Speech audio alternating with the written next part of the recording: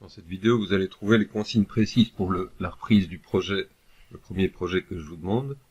Donc, je vais vous demander de me remettre un dossier zip qui contient un dossier nommé correctement avec le numéro de votre groupe, votre nom, votre prénom et le tout en majuscule avec des underscores pour à la place des espaces. 3 fichiers, donc un fichier Maya, il n'y a pas besoin de projet ici, étant donné qu'on n'aura pas de texture, etc. Je veux juste un fichier Maya, donc je ne reprends pas les étapes, etc.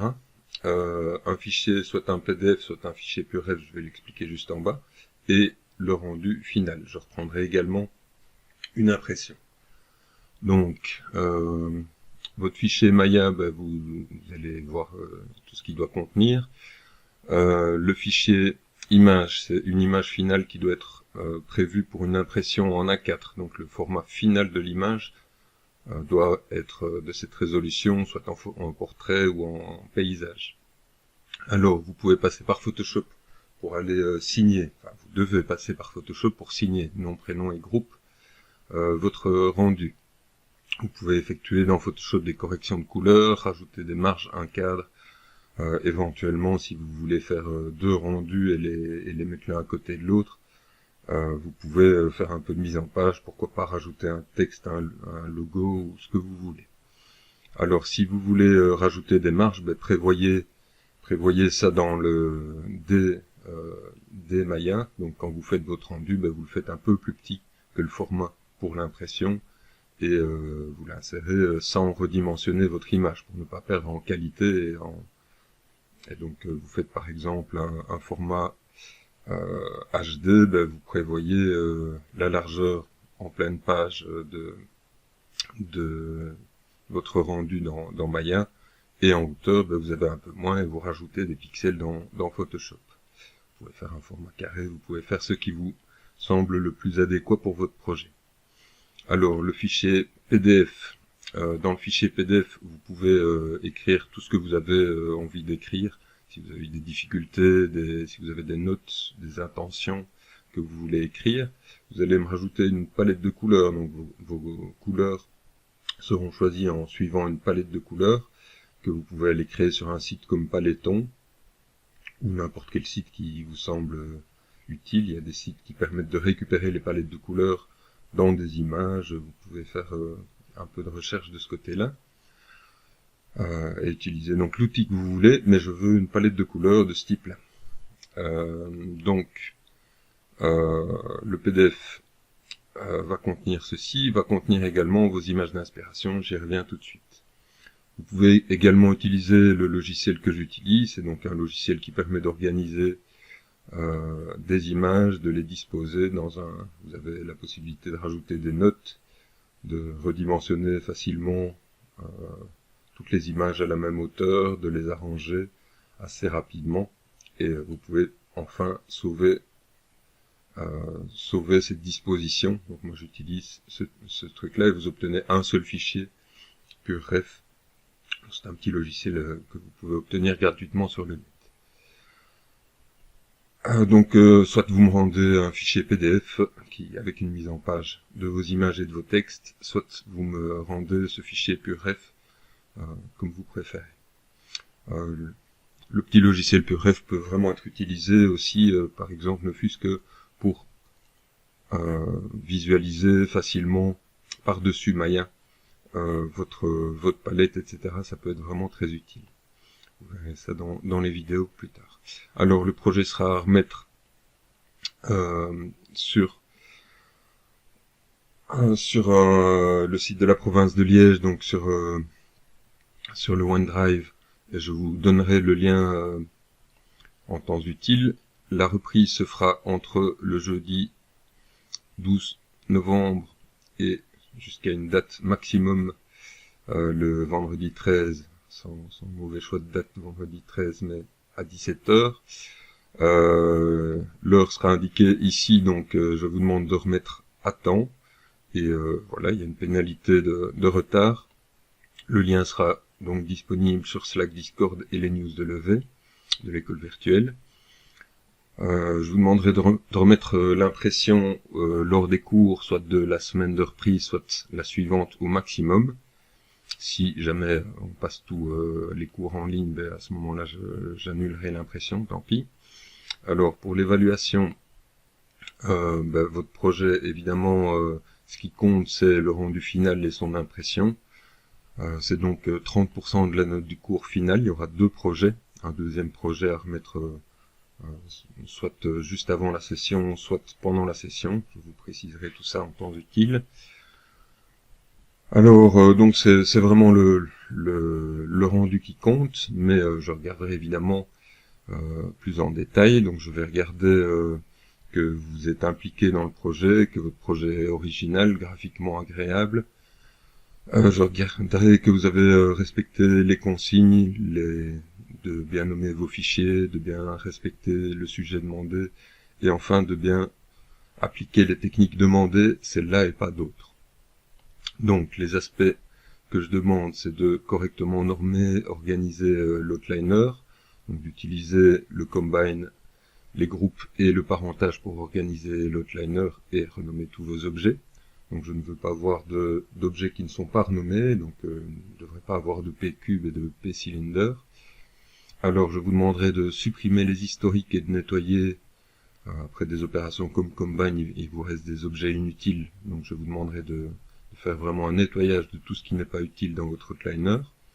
Je vous demanderai que tous les objets présents aient des pivots qui aient l'air contrôlés pour les alignements et d'avoir fait les bec pivots. D'utiliser pour la création de vos objets des dimensions, des rotations, des positions régulières, de choisir vos formes, vos nombres de subdivisions de manière utile, c'est-à-dire que je ne veux pas par exemple des sphères avec des centaines de faces. Donc vous essayez ou des cubes avec des subdivisions qui sont inutiles. Donc, si vous avez des subdivisions, elles doivent être utilisées.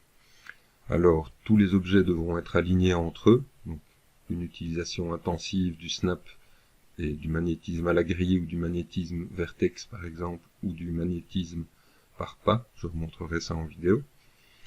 Une pose de matériaux et de couleurs avec un choix de palette de couleurs correct, un éclairage très simple avec une directionnelle et ou un skydome, avec possibilité de mettre une rampe sur le skydome, je montrerai ça aussi, une caméra isométrique, tout ça va être précisé, et des paramètres de rendu pour avoir un rendu de qualité et à la résolution demandée.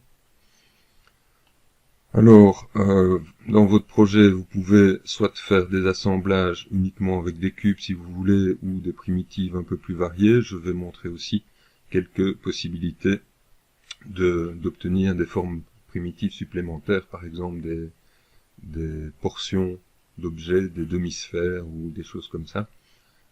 J'autoriserai certaines étapes de modélisation, mais j'en interdirai d'autres. Tout ça va être précisé dans une autre vidéo. Alors, de manière un peu plus globale, vous avez 2 projets à remettre pour le cours de TD. 2 projets qui seront donc remis avant janvier pour une cote de là en janvier. Si vous avez validé votre cote, cette cote est validée définitivement. Donc, cote supérieure ou égale à 10. Si elle n'est pas validée, vous pouvez représenter vos projets en juin et encore en septembre. Je maintiens les cotes de projets qui sont supérieurs à 10, donc si vous en réussissez un des 2 seulement, en juin, vous n'avez pas représenté ce projet-là. Vous avez tout intérêt à réussir un projet, même si vous n'avez pas présenté l'autre. Si un des projets n'est pas réussi, je vous demande de recommencer intégralement le projet, c'est-à-dire de choisir un autre sujet. Je n'autorise pas l'amélioration de projet entre sessions. Voilà, pour les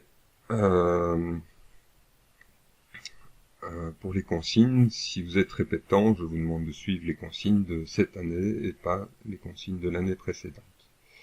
Alors je vais présenter toute une série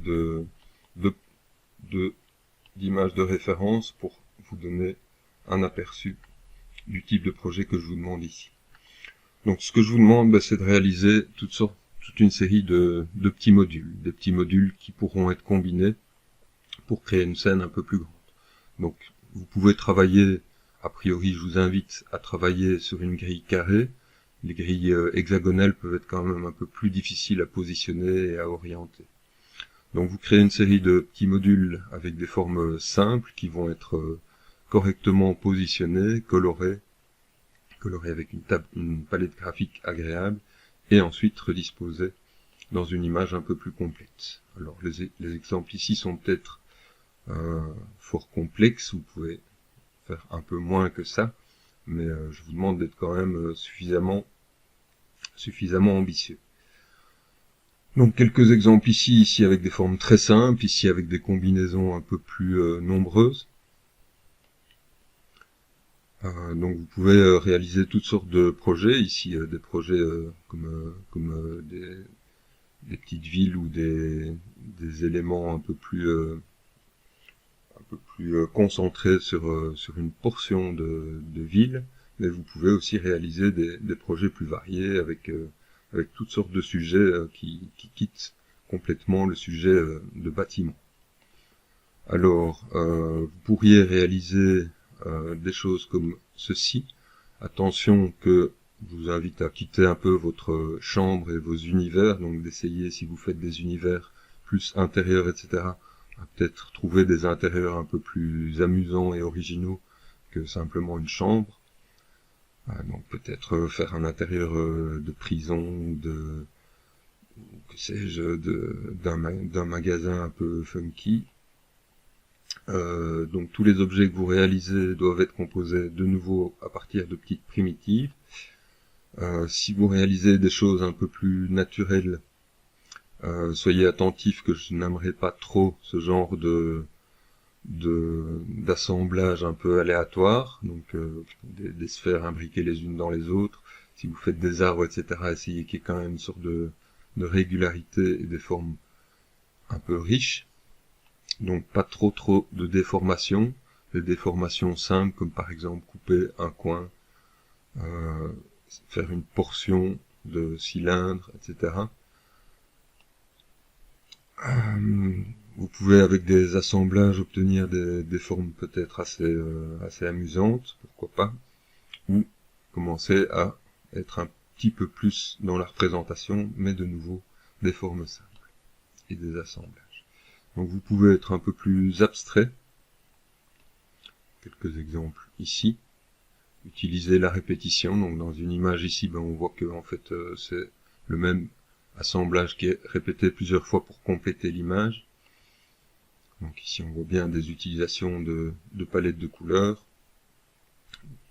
Vous pouvez aussi aller vers l'idée d'intégrer du texte en 3D, avec des montages de lettrage 3D, et des montages de lettrage combinés à des montages de formes. Vous pouvez aller vers une représentation qui serait peut-être un peu plus design graphique, donc si ça vous intéresse, ce genre de montage, vous pouvez aussi aller dans cette direction. Donc vous pouvez aussi vous créer un alphabet en 3D et faire écrire un message comme ça combiné avec quelques formes supplémentaires qui vont bien s'assembler. Donc je vous laisse pas mal de liberté ici dans le choix du sujet. Voilà. Donc je vais passer maintenant dans une seconde vidéo aux étapes un peu plus techniques.